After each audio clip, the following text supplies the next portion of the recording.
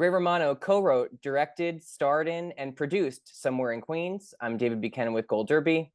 Ray, I wanted to start by asking you, the film is so much based on your personal experience as a father of, a high school basketball player, growing up in Queens, on your family, your wife's family in Queens. What was Yeah. most different about your experience and Leo's, and what was hard about writing the character and stepping into his shoes to play? Well, I mean, it was semi-autobiographical for sure, but we were still creating a character. I wasn't, of course, I wasn't playing myself. Um, so, I mean, I wanted to make sure that this was a specific guy, a character. I wanted to give him certain qualities, and I wanted it to be, in the universe of that working class Italian family, which I knew.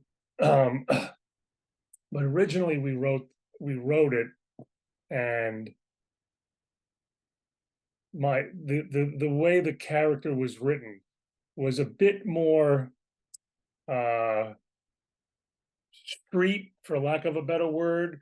He was a bit more alpha male-ish, and we were writing it, and I thought there's something wrong here, and it wasn't until I pinpointed someone in my life who I wanted to base the soul of this character on, and I do that sometimes. Um, when I'm playing a character, I try to find somebody who I think is very close to it, and I kind of use him as a mold. And that's what happened. But I won't say who it was, but there was someone close in my life, and we changed the name. Originally when we were writing the script, his name was Jack, and then a couple years, unfortunately, it's sad to admit it took like 6 or 7 years till we finally wrote the script.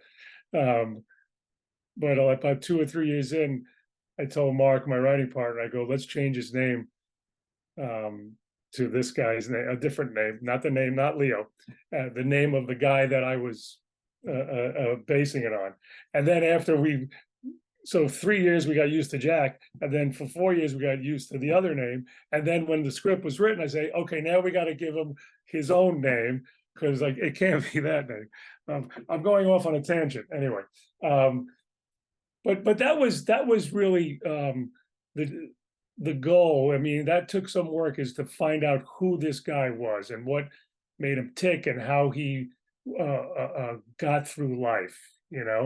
And once we zeroed in on that, everything became clearer about how he would react, what he would say, and I'm finding that that's what works when we write now, is to really zero in on who the guy is before you write it. Don't we sometimes you just want to write it and let the character evolve, and I feel like it worked better to find out who the guy is and then let the story kind of evolve around him. Does that make any sense? Oh, absolutely. And I want to ask you about how complex of a character he is. But first, I just have to acknowledge that this is your directorial debut, which I know was, nerve-wracking. But Yes. you worked with, in the past, some incredible film directors. I mean, obviously Martin Scorsese, and others. So I just wanted to ask, when you had those experiences and when you decided to direct this film, did you think back and, were there lessons you learned from Martin and from the others you had worked with that you were then able to apply to, your first time to kind of ease you through? I mean, the big fear when I agreed to direct was that I didn't really know technically a lot about what a director should know, about lenses and apertures and whatever. And I wasn't really knowledgeable in any of that. What I was knowledgeable on was the story and the soul of the story, and and every character's motivation, and because we envisioned it. So I knew I would I would be able to direct in that sense. And you know, my big fear in that sense was how to talk to actors. How am I going to, you know, a first-time director, be able to tell a Academy nominated actor that maybe we should try a different way, you know? So in my experience with these other directors, Martin Scorsese and Mark Duplass and all these guys, what worked best was when it felt like a collaboration. And you know, Martin Scorsese, you know, as brilliant as he is, he allows you to bring stuff to it, and he wants you to participate, and he wants you, and you don't have to, but he embraces it. And I knew that was the way that I was going to go about it. I was going to, I knew exactly in my mind what I wanted on the screen, what I envisioned on the screen, but I was open to letting the actor bring whatever he thought, and if it adds to it, that's a plus, that's a blessing, you know. So you know, I mean, that was the one thing. I couldn't really take any of the technical stuff, because if I'm being honest, I didn't know about the technical. I knew to surround myself with people, you know, that knew that, a cinematographer, an AD, and I knew they needed to be able to hold my hand, and I needed to be able to tell them, I want it to look like this. I don't know how you get it, but you show me, you know. And you know, there are great directors who do that also, who have great cinematographers that they rely on. So I mean, I was lucky enough to find that guy and find a few people like that. But yeah, basically, I just learned from these other directors was how to make it comfortable on the set for everybody, and that's what I tried to do. Yeah, I think it really comes across in the family dynamic that you established on the screen. It feels so lived in, and it's so recognizable, especially, you know, I'm sure for Italian American families out there, it feels, you know, just like home, you know. Yeah, we did. I'm happy of the way we captured that, you know, and the world that we wrote about was not the world I grew up in. I grew up in an Italian American family, but my parents were born here. But I married into the family you see on that screen, because my wife's family didn't come over till they were in their 40s, her mother and father, and they were the true working class, blue collar immigrants that made their way here in this country. You know, so that was the world I wanted to capture, and I feel like we did a pretty good job of it. Yeah. Definitely. Rocky is a running reference throughout the film. I wanted to ask you, as a director, did you go back and revisit those films? Were there moments that Oh, you I didn't took for have to. I didn't have to revisit. I've seen it. I've seen Rocky. I don't even want to tell you how many times I've seen Rocky. Um, Rocky was, you know, my brother is a year and a half older than me, and I can say safely and honestly say it was our life back then. You know, I think I must have been. When did Rocky come out in '76? I believe. Um, so I was barely 18. It was probably 17.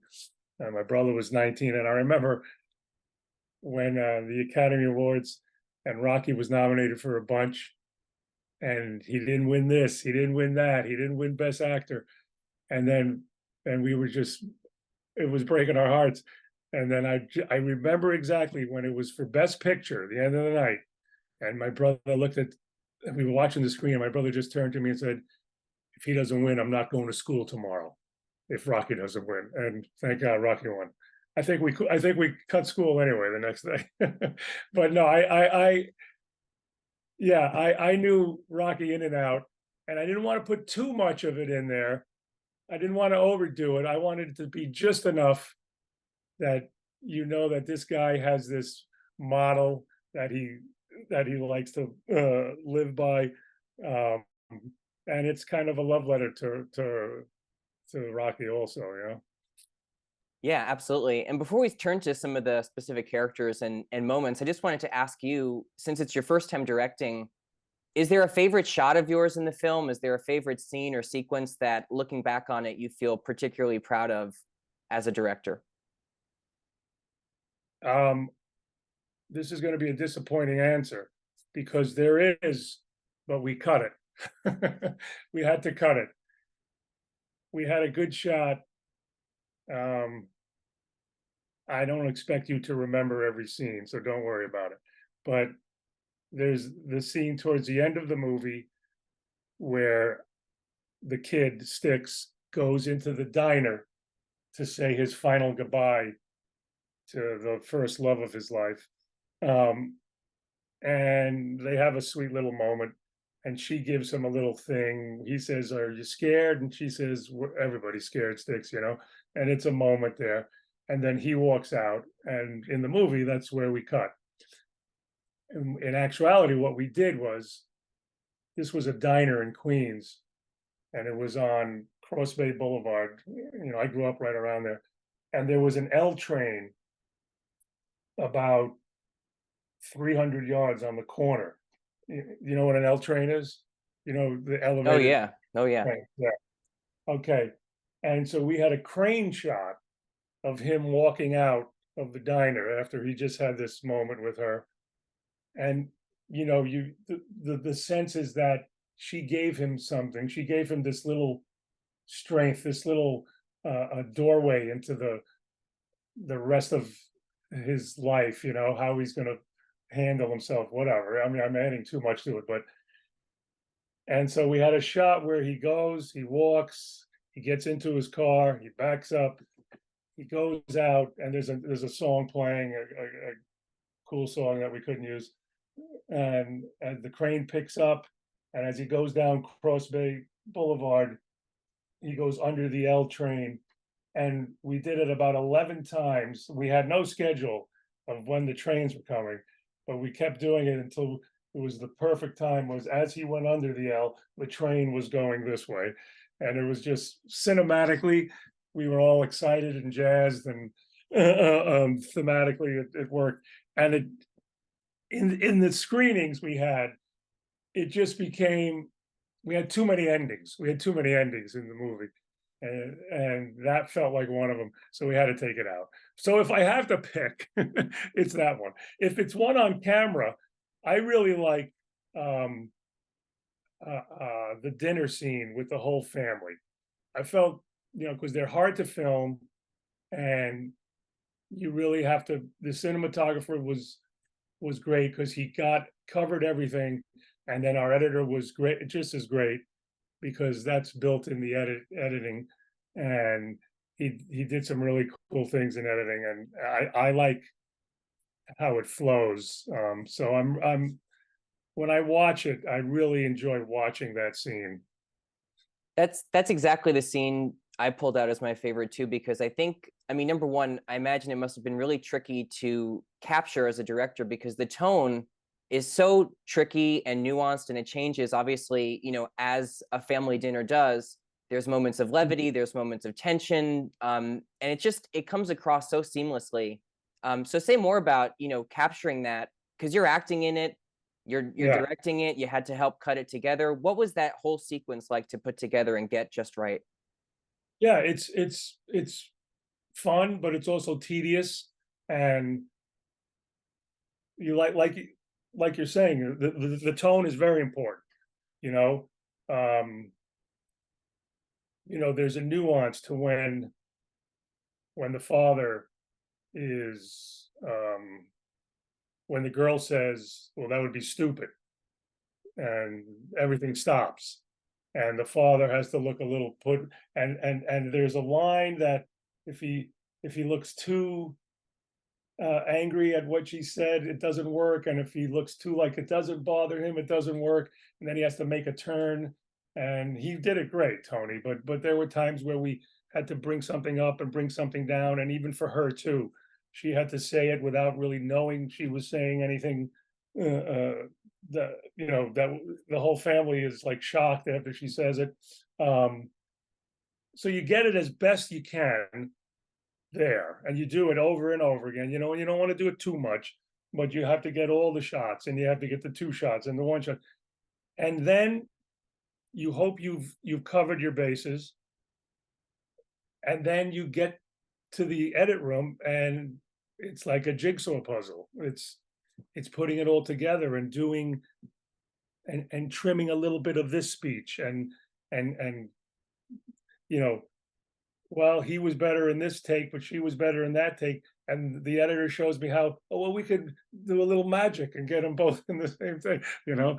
Um, Editing is just amazing. So you get it, you get the performance, you get the shots, and then you rewrite it a little bit in the edit room.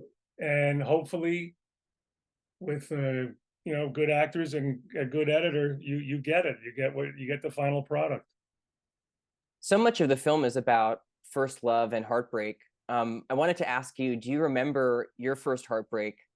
And if you do, you know, did that influence the screenplay at all that you and Mark Stegman, you know, co-wrote this together? So how did that influence what you put on the page? Not only do I remember my first heartbreak, but when I was 20, when my 20th birthday, I my first girlfriend, I was 18 when I went steady out with a girl, and I was 18. It was my first love, and we went out for 2 years. And when I was turning 20, it was our 2 year mark coming up. My mother, on my birthday, bought me a diary.